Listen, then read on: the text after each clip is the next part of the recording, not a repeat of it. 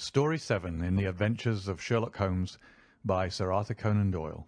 Story number 7. The Adventure of the Blue Carbuncle. I had called upon my friend Sherlock Holmes upon the second morning after Christmas, with the intention of wishing him the compliments of the season. He was lounging upon the sofa in a purple dressing gown, a pipe-rack within his reach upon the right, and a pile of crumpled morning papers, evidently newly studied, near at hand. Beside the couch was a wooden chair, and on the angle of the back hung a very seedy and disreputable hard felt hat, much the worse for wear, and cracked in several places. A lens and a forceps lying upon the seat of the chair suggested that the hat had been suspended in this manner for the purpose of examination. "You are engaged," said I. "Perhaps I interrupt you." "Not at all. I am glad to have a friend with whom I can discuss my results. The matter is a perfectly trivial one." He jerked his thumb in the direction of the old hat. "But there are points in connection with it which are not entirely devoid of interest and even of instruction." I seated myself in his armchair and warmed my hands before his crackling fire, for a sharp frost had set in, and the windows were thick with the ice crystals. "I suppose," I remarked, "that, homely as it looks, this thing has some deadly story linked on to it, that it is the clue which will guide you in the solution of some mystery and the punishment of some crime." "No, no, no crime," said Sherlock Holmes, laughing. "Only one of those whimsical little incidents which will happen when you have 4,000,000 human beings all jostling each other within the space of a few square miles. Amid the action and reaction of so dense a swarm of humanity, every possible combination of events may be expected to take place, and many a little problem will be presented which may be striking and bizarre without being criminal. We have already had experience of such." "So much so," I remarked, "that of the last 6 cases which I have added to my notes, 3 have been entirely free of any legal crime." "Precisely. You allude to my attempt to recover the Irene Adler papers, to the singular case of Miss Mary Sutherland, and to the adventure of the man with the twisted lip. Well, I have no doubt that this small matter will fall into the same innocent category. You know Peterson, the commissionaire?" "Yes." "It is to him that this trophy belongs." "It is his hat." "No, no. He found it. Its owner is unknown. I beg that you will look upon it, not as a battered billycock, but as an intellectual problem. And first, as to how it came here. It arrived upon Christmas morning in company with a good fat goose, which is, I have no doubt, roasting at this moment in front of Peterson's fire. The facts are these. About 4 o'clock on Christmas morning, Peterson, who, as you know, is a very honest fellow, was returning from some small jollification, and was making his way homeward down Tottenham Court Road. In front of him he saw, in the gaslight, a tallish man walking with a slight stagger and carrying a white goose slung over his shoulder. As he reached the corner of Goodge Street, a row broke out between this stranger and a little knot of roughs. One of the latter knocked off the man's hat, on which he raised his stick to defend himself, and swinging it over his head, smashed the shop window behind him. Peterson had rushed forward to protect the stranger from his assailants, but the man, shocked at having broken the window, and seeing an official-looking person in uniform rushing towards him, dropped his goose, took to his heels, and vanished amid the labyrinth of small streets which lie at the back of Tottenham Court Road. The roughs had also fled at the appearance of Peterson, so that he was left in possession of the field of battle, and also of the spoils of victory in the shape of this battered hat and a most unimpeachable Christmas goose, which surely he restored to their owner. My dear fellow, there lies the problem. It is true that "For Mrs. Henry Baker" was printed upon a small card which was tied to the bird's left leg, and it is also true that the initials H.B. are legible upon the lining of this hat. But as there are some thousands of Bakers, and some hundreds of Henry Bakers in this city of ours, it is not easy to restore lost property to any one of them." "What then did Peterson do?" "He brought round both hat and goose to me on Christmas morning, knowing that even the smallest problems are of interest to me.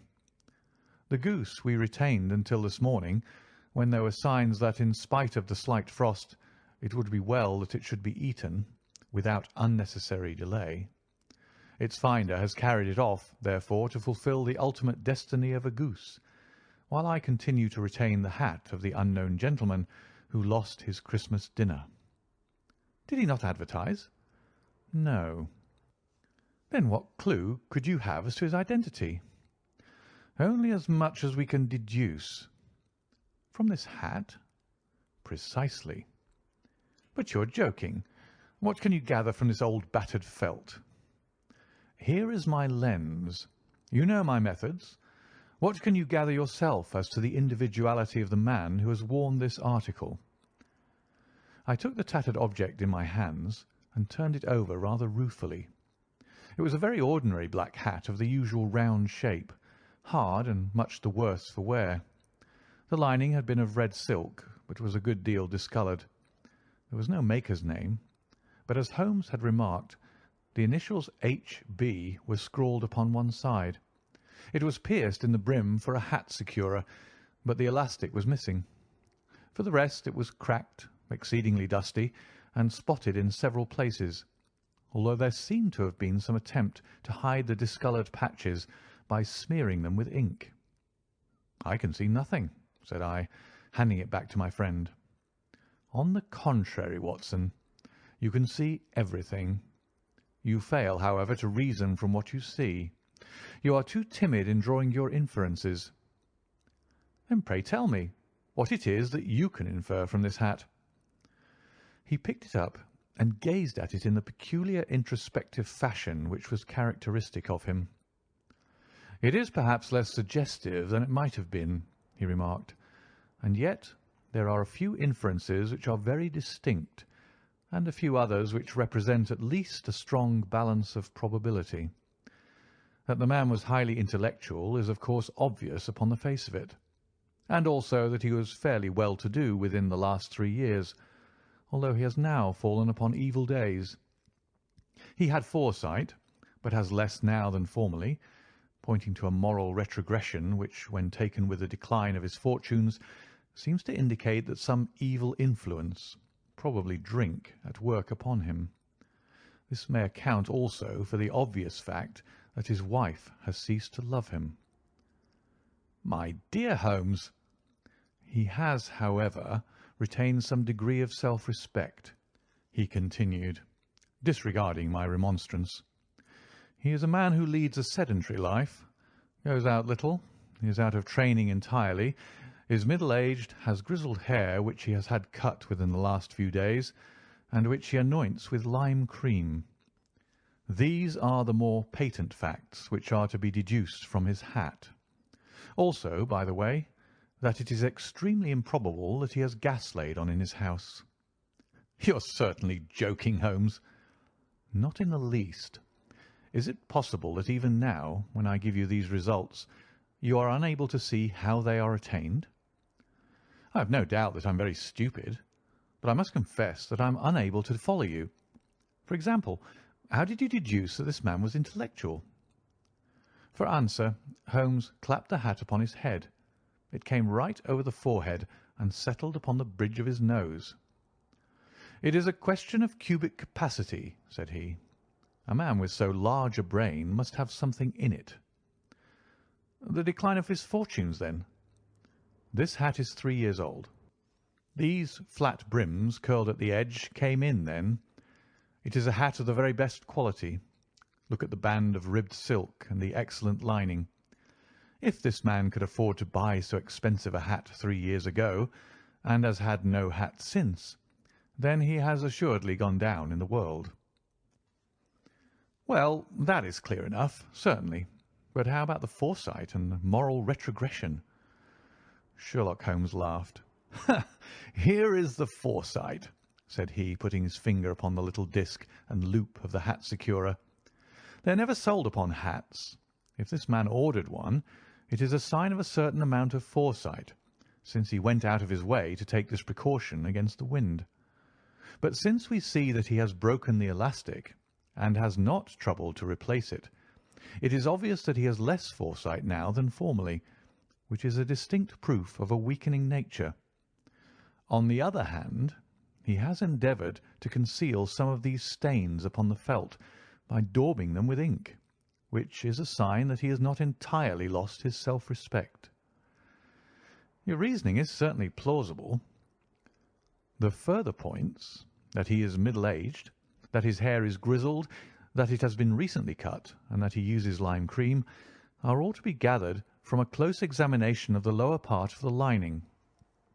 The lens discloses a large number of hair ends, clean cut by the scissors of the barber.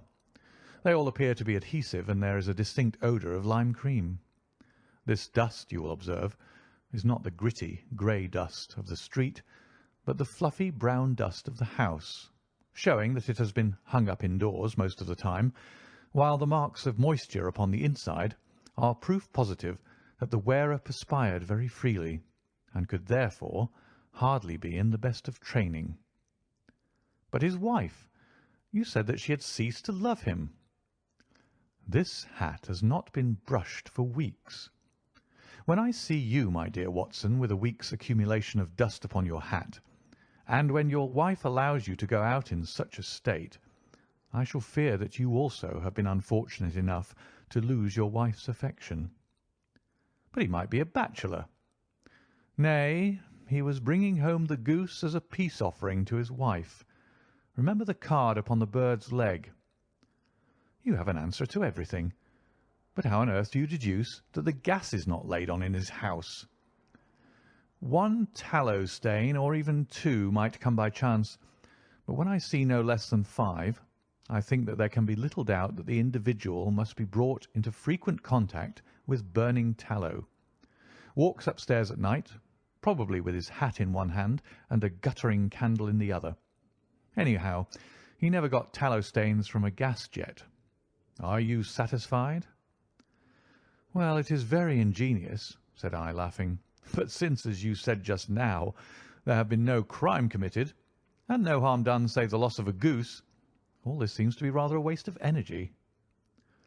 Sherlock Holmes had opened his mouth to reply, when the door flew open, and Peterson, the commissionaire, rushed into the apartment with flushed cheeks and the face of a man who is dazed with astonishment. "The goose, Mr. Holmes! The goose, sir!" he gasped. "Eh? What of it, then?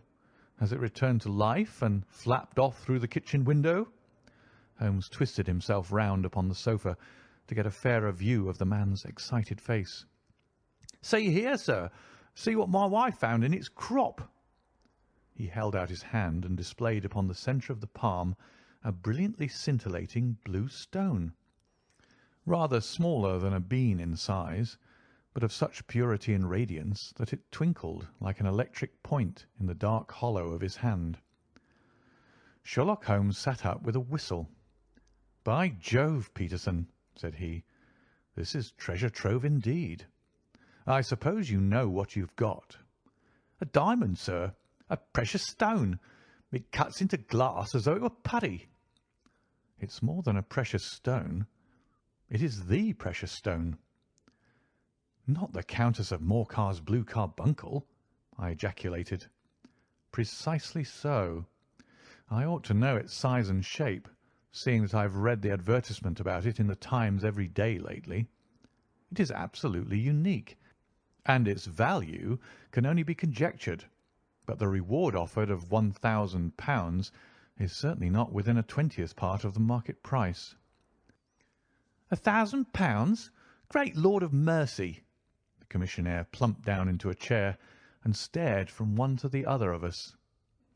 "That is the reward, and I have reason to know that there are sentimental considerations in the background which would induce the Countess to part with half her fortune if she could but recover the gem. It was lost, if I remember aright, at the Hotel Cosmopolitan," I remarked. "Precisely so, on December 22nd, just 5 days ago. John Horner, a plumber, was accused of having abstracted it from the lady's jewel case. The evidence against him was so strong that the case had been referred to the assizes. I have some account of the matter here, I believe." He rummaged amid his newspapers, glancing over the dates, until at last he smoothed one out, doubled it over, and read the following paragraph.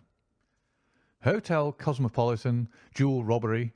John Horner, 26, plumber, was brought up upon the charge of having, upon the 22nd inst., abstracted from the jewel case of the Countess of Morcar the valuable gem known as the Blue Carbuncle.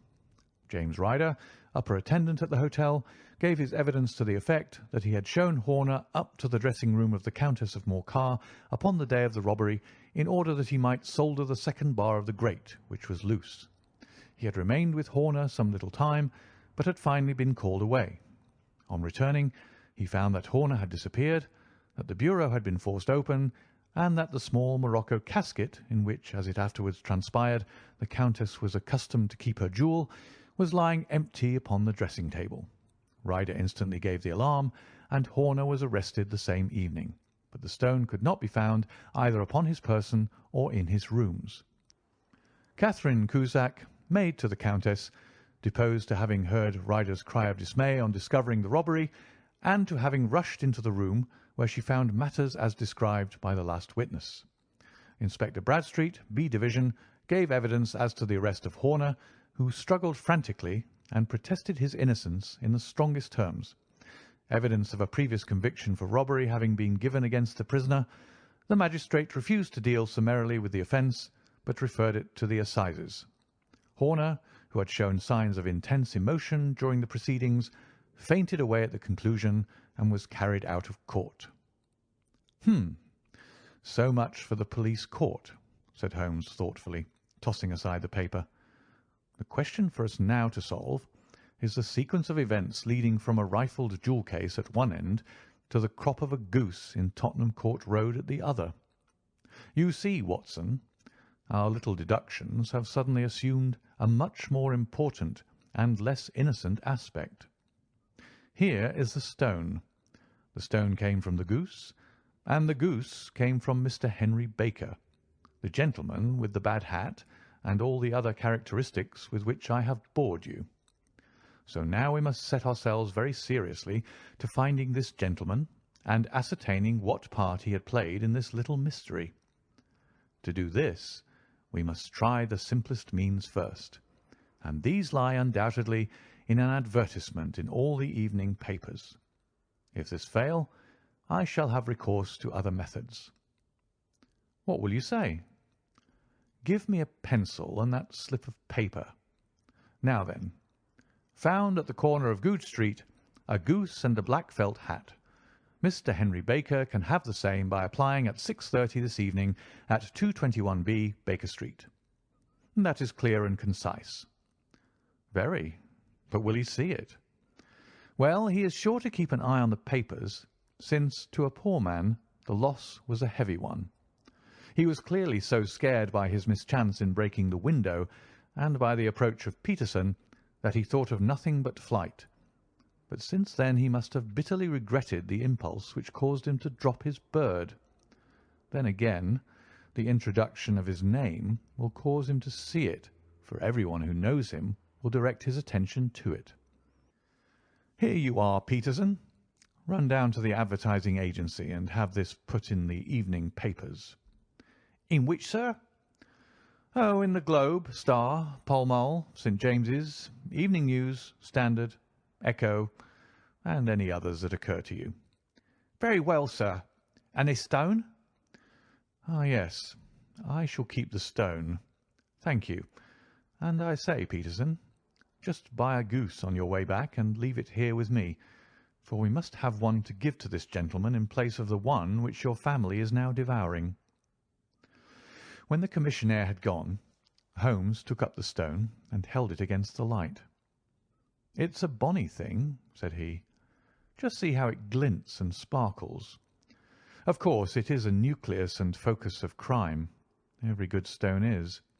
They are the devil's pet baits.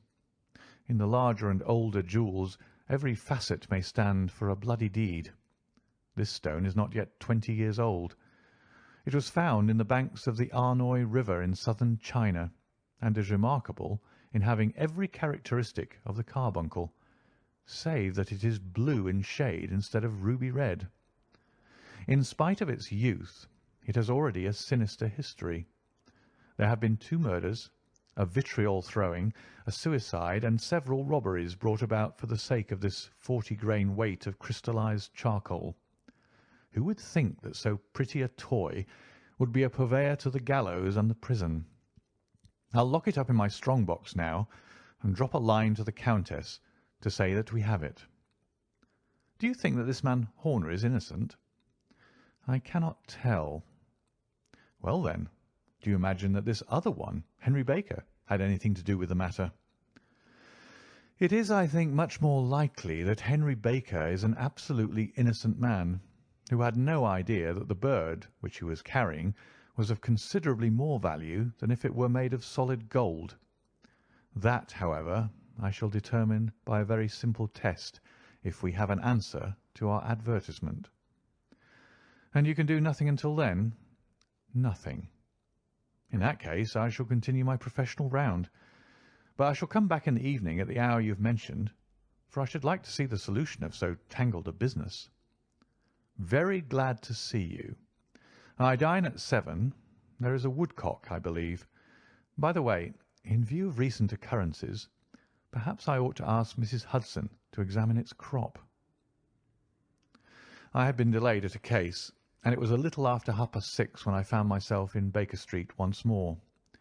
As I approached the house, I saw a tall man in a Scotch bonnet, with a coat which was buttoned up to his chin, waiting outside in the bright semicircle which was thrown from the fanlight. Just as I arrived, the door was opened, and we were shown up together to Holmes's room. "Mr. Henry Baker, I believe," said he, rising from his armchair, and greeting his visitor with the easy air of geniality which he could so readily assume. "Pray take this chair by the fire, Mr. Baker. It is a cold night, and I observe that your circulation is more adapted for summer than for winter. Ah, Watson, you have just come at the right time. Is that your hat, Mr. Baker?" "Yes, sir, that is undoubtedly my hat." He was a large man with a rounded shoulders, a massive head, and a broad, intelligent face, sloping down to a pointed beard of grizzled brown. A touch of red in nose and cheeks, with a slight tremor of his extended hand, recalled Holmes' surmise as to his habits. His rusty black frock-coat was buttoned right up in front, with the collar turned up, and his lank wrists protruded from his sleeves without a sign of cuff or shirt. He spoke in a slow, staccato fashion, choosing his words with care, and gave the impression generally of a man of learning and letters who had had ill usage at the hands of fortune. "We have retained these things for some days," said Holmes, "because we expected to see an advertisement from you giving your address. I am at a loss to know why you did not advertise." Our visitor gave a rather shamefaced laugh. "Shillings have not been so plentiful with me as they once were," he remarked. "I had no doubt that the gang of roughs who assaulted me had carried off both my hat and the bird. I did not care to spend more money in a hopeless attempt at recovering them." "Very naturally. By the way, about the bird, we were compelled to eat it." "To eat it?" Our visitor half rose from his chair in his excitement. "Yes, it would have been of no use to anyone had we not done so. But I presume that this other goose upon the sideboard, which is about the same weight and perfectly fresh, will answer your purpose equally well." "Oh, certainly, certainly," answered Mr. Baker with a sigh of relief. "Of course, we still have the feathers, legs, crop, and so on of your own bird, so if you wish—" The man burst into a hearty laugh. "They might be useful to me as relics of my adventure," said he, "but beyond that I can hardly see what use the disjecta membra of my late acquaintance are going to be to me. No, sir. I think that, with your permission, I will confine my attentions to the excellent bird which I perceive upon the sideboard." Sherlock Holmes glanced sharply across at me with a slight shrug of his shoulders. "There is your hat, then, and there your bird," said he. "By the way, would it bore you to tell me where you got the other one from? I am somewhat of a fowl fancier, and I have seldom seen a better grown goose." "Certainly, sir," said Baker, who had risen and tucked his newly gained property under his arm. "There are a few of us who frequent the Alpha Inn, near the museum. We are to be found in the museum itself during the day, you understand. This year our good host, Windigate by name, instituted a goose club, by which, on consideration of some few pence every week, we were each to receive a bird at Christmas. My pence were duly paid, and the rest is familiar to you. I am much indebted to you, sir, for a Scotch bonnet is fitted neither to my years nor my gravity." With a comical pomposity of manner, he bowed solemnly to both of us and strode off upon his way. "So much for Mr. Henry Baker," said Holmes when he had closed the door behind him. "It is quite certain that he knows nothing whatever about the matter. Are you hungry, Watson?" "Not particularly." "Then I suggest that we turn our dinner into a supper, and follow up this clue while it is still hot." "By all means." It was a bitter night, so we drew on our ulsters and wrapped cravats about our throats. Outside, the stars were shining coldly in a cloudless sky, and the breath of the passers-by blew out into smoke like so many pistol shots. Our footfalls rang out crisply and loudly as we swung through the Doctor's Quarter, Wimpole Street, Harley Street, and so through Wigmore Street into Oxford Street. In a quarter of an hour we were in Bloomsbury at the Alpha Inn, which is a small public house at the corner of one of the streets which runs down into Holborn. Holmes pushed open the door of the private bar and ordered 2 glasses of beer from the ruddy-faced, white-aproned landlord. "Your beer should be excellent if it is as good as your geese," said he. "My geese?" The man seemed surprised. "Yes, I was speaking only half an hour ago to Mr. Henry Baker, who was a member of your goose club." "Oh, yes, I see. But you see, sir, them's not our geese." "Indeed. Whose, then?" "Well, I got the 2 dozen from a salesman in Covent Garden." "Indeed. I know some of them. Which was it?" "Breckenridge is his name." "Ah, I don't know him. Well, here's your good health, landlord, and prosperity to your house. Good night." "Now for Mr. Breckenridge," he continued, buttoning up his coat as we came out into the frosty air. "Remember, Watson, that though we have so homely a thing as a goose at one end of this chain, we have at the other a man who will certainly get 7 years' penal servitude unless we can establish his innocence. It is possible that our inquiry may but confirm his guilt, but in any case we have a line of investigation which has been missed by the police, and which a singular chance has placed in our hands. Let us follow it out to the bitter end. Faces to the south, then, and quick march." We passed across Holborn, down Endell Street, and so through a zigzag of slums to Covent Garden Market. One of the largest stalls bore the name of Breckenridge upon it, and the proprietor, a horsey-looking man with a sharp face and trim side whiskers, was helping a boy to put up the shutters. "Good evening. It's a cold night," said Holmes. The salesman nodded and shot a questioning glance at my companion. "Sold out of geese, I see," continued Holmes, pointing at the bare slabs of marble. "Let you have 500 tomorrow morning." "That's no good." "Well, there are some on the stall with the gas flare." "Ah, but I was recommended to you." "Who by?" "The landlord of the Alpha." "Oh, yes, I sent him a couple of dozen." "Fine birds they were, too. Now, where did you get them from?" To my surprise, the question provoked a burst of anger from the salesman.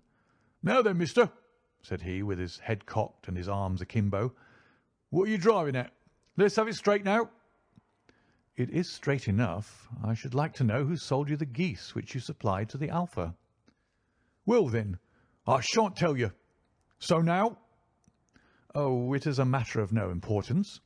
But I don't know why you should be so warm over such a trifle." "Warm? You'd be as warm, maybe, if you were as pestered as I am. When I pay good money for a good article, there should be an end of the business. But it's where are the geese, and who did you sell the geese to, and what will you take for the geese? One would think that they were the only geese in the world, to hear the fuss that's made over them." "Well, I have no connection with any other people who have been making inquiries," said Holmes carelessly. "If you won't tell us, the bet is off, that is all. But I'm always ready to back my opinion on a matter of fowls, and I have a fiver on it that the bird I ate is country bred." "Well, then, you lost your fiver, for it's town bred," snapped the salesman. "It's nothing of the kind." "I say it is." "I don't believe it." "Do you think you know more about fowls than I, who have handled them ever since I was a nipper? I tell you, all those birds that went to the Alpha were town bred." "You'll never persuade me to believe that." "Will you bet, then?" "It's merely taking your money, for I know that I'm right. But I'll have a sovereign on with you, just to teach you not to be obstinate." The salesman chuckled grimly. "Bring me the books, Bill," said he. The small boy brought round a small thin volume and a great greasy-backed one, laying them out together beneath the hanging lamp. "Now then, Mr. Cockshaw," said the salesman, "I thought that I was out of geese, but before I finish you'll find that there is still one left in my shop. You see this little book? "Well?" "That's the list of the folk from whom I buy. Do you see? Well, then, here on this page are the country folk, and the numbers after their names are where their accounts are in the big ledger. Now then, you see this other page in red ink? Well, that is a list of my town suppliers. Now look at that third name. Just read it out to me." "Mrs. Oakshott, 117 Brixton Road, 249, read Holmes. "Quite so. Now turn that up in the ledger." Holmes turned to the page indicated. "Here you are. Mrs. Oakshott, 117 Brixton Road, egg and poultry supplier." "Now then, what's the last entry?" "December 22nd, 24 geese at 7 shillings 6pence." "Quite so. There you are. And underneath?" "Sold to Mr. Windigate of the Alpha at 12 shillings." "What have you to say now?" Sherlock Holmes looked deeply chagrined. He drew a sovereign from his pocket and threw it down upon the slab, turning away with the air of a man whose disgust is too deep for words. A few yards off he stopped under a lamp-post and laughed in the hearty, noiseless fashion which was peculiar to him. "When you see a man with the whiskers of that cut and the pink 'un protruding out of his pocket, you can always draw him by a bet," said he. "I dare say that if I had put £100 down in front of him, that man would not have given me such complete information as was drawn from him by the idea that he was doing me on a wager. Well, Watson, we are, I fancy, nearing the end of our quest, and the only point which remains to be determined is whether we should go on to this Mrs. Oakshott to-night, or whether we should reserve it for to-morrow.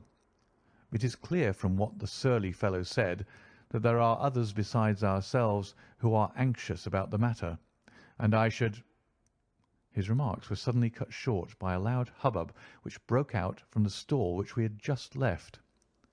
Turning round, we saw a little rat-faced fellow standing in the centre of the circle of yellow light which was thrown by the swinging lamp, while Breckinridge, the salesman, framed in the door of his stall, was shaking his fists fiercely at the cringing figure. "I've had enough of you and your geese," he shouted. "I wish you were all at the devil together. If you come pestering me any more with your silly talk, I'll set the dog at you. You bring Mrs. Oakshott here and I'll answer her. But what have you got to do with it? Did I buy the geese off you?" "No, but one of them was mine all the same," whined the little man. "Well, then, ask Mrs. Oakshott for it." "She told me to ask you." "Well, you can ask the King of Prussia for all I care. I've had enough of it. Get out of this."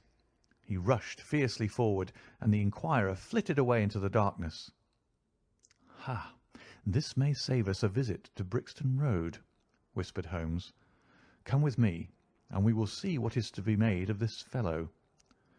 Striding through the scattered knots of people who lounged round the flaring stalls, my companion speedily overtook the little man and touched him upon the shoulder. He sprang round, and I could see in the gaslight that every vestige of colour had been driven from his face. "Who are you, then? What do you want?" he asked in a quavering voice.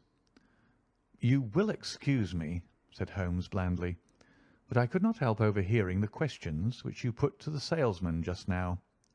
I think that I could be of assistance to you." "You? Who are you?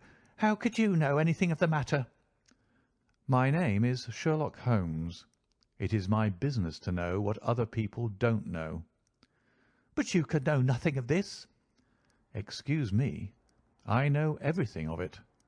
You are endeavouring to trace some geese which were sold by Mrs. Oakshott of Brixton Road to a salesman named Breckinridge, by him in turn to Mr. Windigate of the Alpha, and by him to his club of which Mr. Henry Baker is a member."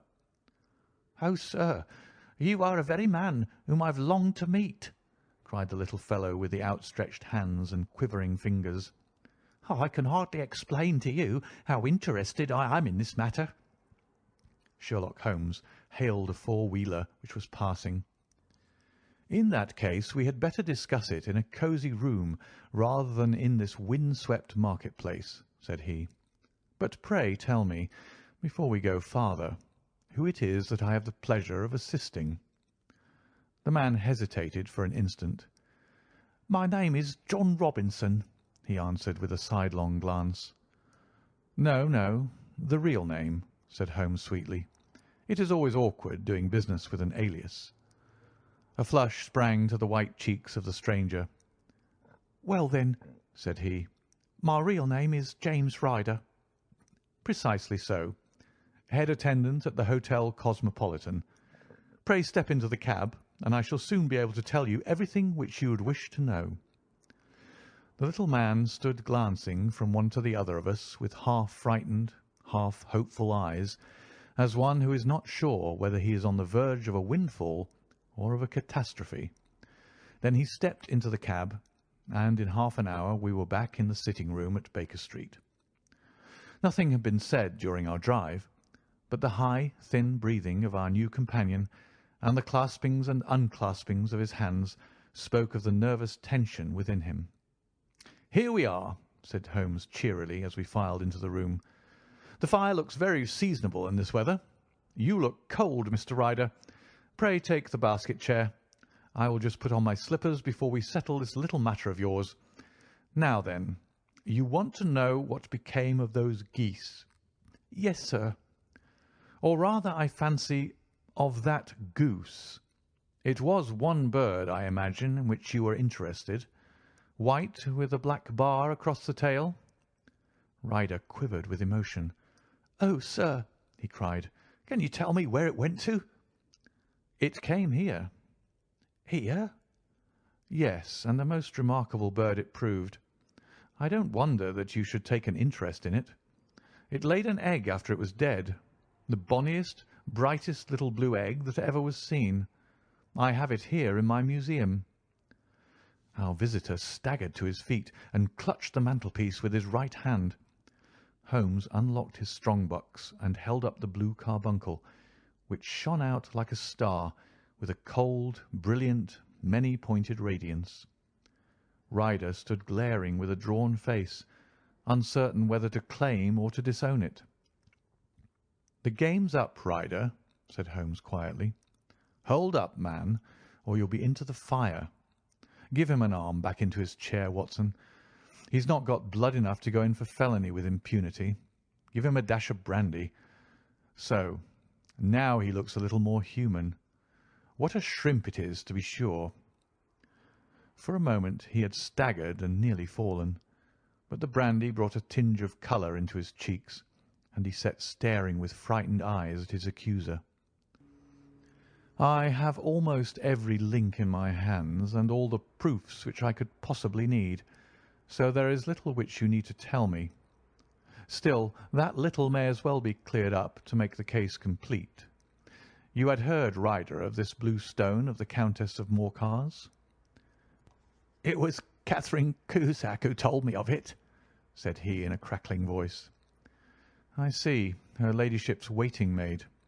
Well, the temptation of sudden wealth so easily acquired was too much for you, as it has been for better men before you, but you were not very scrupulous in the means you used.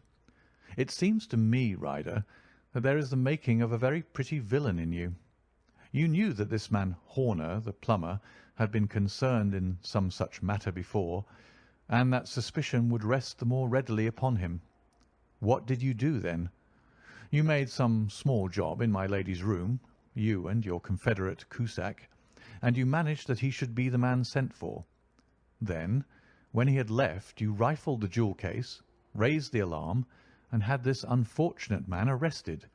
You then— Ryder threw himself down suddenly upon the rug and clutched at my companion's knees. "For God's sake, have mercy!" he shrieked. "Think of my father, of my mother. It would break their hearts. I never went wrong before. I never will again. I swear it. I'll swear it on a Bible. Oh, don't bring it into court. For Christ's sake, don't." "Get back in your chair," said Holmes sternly. "It is very well to cringe and crawl now, but you thought little enough of this poor Horner in the dock for a crime of which he knew nothing." "I will fly, Mr. Holmes. I will leave the country, sir. Then the charge against him will break down." We will talk about that. And now let us hear a true account of the next act. How came the stone into the goose? And how came the goose into the open market? Tell us the truth, for there lies your only hope of safety. Ryder passed his tongue over his parched lips. "I will tell you it just as it happened, sir," said he.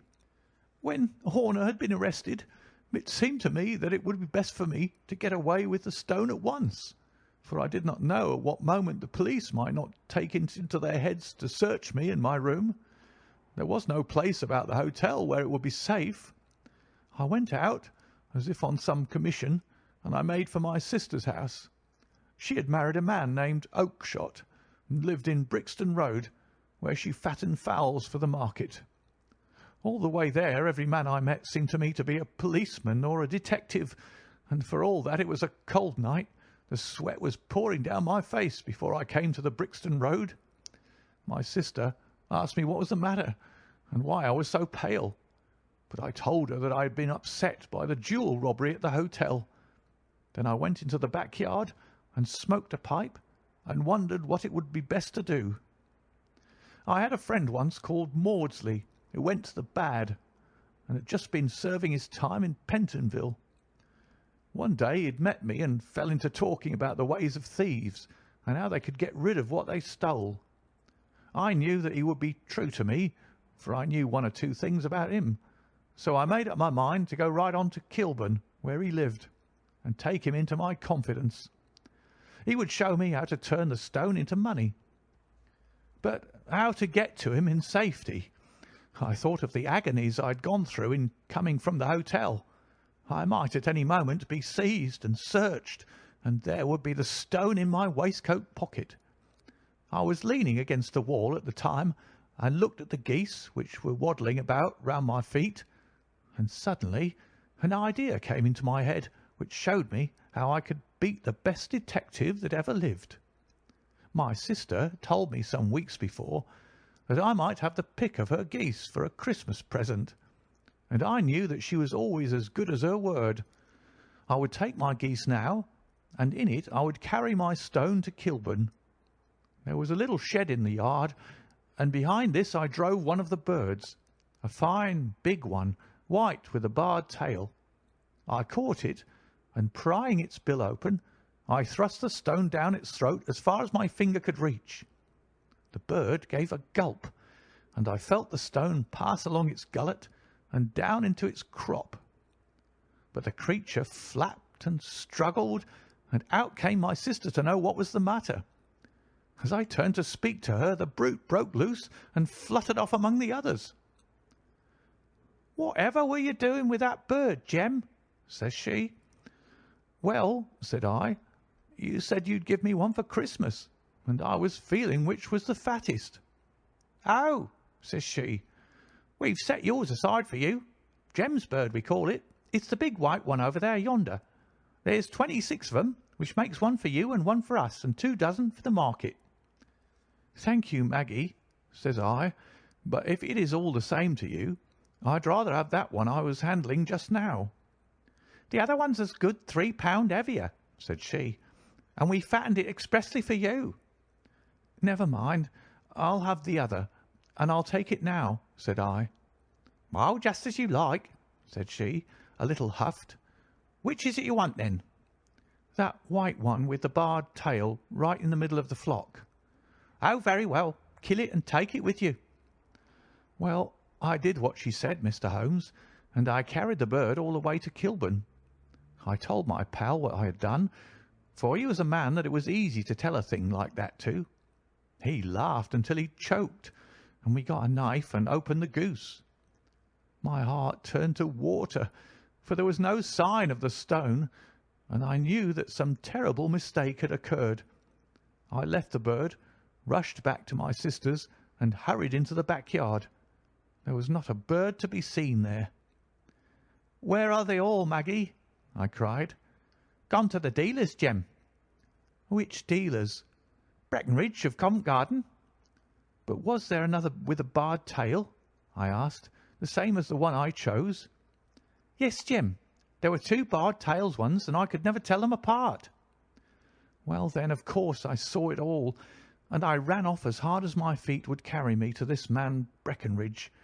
But he had sold the lot at once, and not one word would he tell me as to where they had gone. You heard him yourselves to-night. Well, he has always answered me like that. My sister thinks that I am going mad.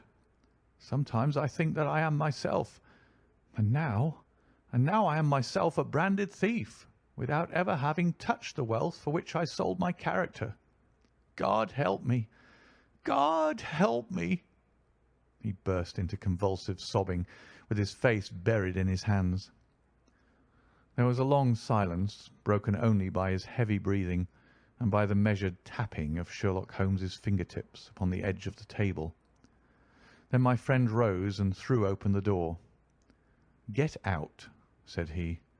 "'What, sir? Oh, heaven bless you!' "'No more words. Get out.' And no more words were needed. There was a rush, a clatter upon the stairs, the bang of a door, and the crisp rattle of running footfalls from the street. "'After all, Watson,' said Holmes, reaching up his hand for his clay pipe, "I am not retained by the police to supply their deficiencies. If Horner were in danger it would be another thing, but this fellow will not appear against him, and the case must collapse. I suppose that I am commuting a felony, but it is just possible that I am saving a soul. This fellow will not go wrong again. He is too terribly frightened. Send him to jail now, and you make him a jail bird for life. Besides, it is the season of forgiveness. Chance has put in our way a most singular and whimsical problem, and its solution is its own reward. If you will have the goodness to touch the bell, Doctor, we will begin another investigation, in which also a bird will be the chief feature. End of The Adventure of the Blue Carbuncle.